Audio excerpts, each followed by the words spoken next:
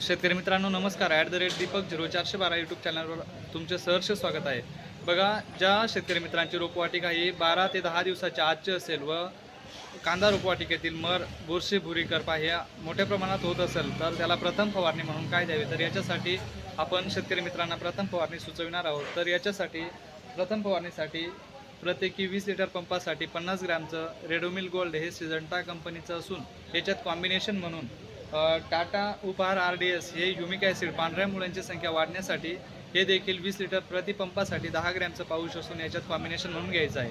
व याच्यातच थंडीच्या दिवसात रोपवाटिकेवर दव ही मोठ्या प्रमाणात असते, तर ते दव पूर्णतः निघून जाण्यासाठी आपण पेनिट्रेट सिलिकॉन बेस्ड स्टिकर हे 20 लिटर प्रति पंपासाठी तुम्ही बघू शकता 20 लिटर प्रति पंपासाठी 20 ml वापरून हे पूर्णतः कॉम्बिनेशन करून प्रथम फवारणी ही शेतकरी मित्रांनी 12 किंवा 10 दिवसाच्या आत काढून घ्यावी. व पुढील सेकंड फवारणीसाठी आपण पुढील व्हिडिओमध्ये शेतकरी मित्रांना त्याची माहिती देणार आहोत. तोपर्यंत धन्यवाद.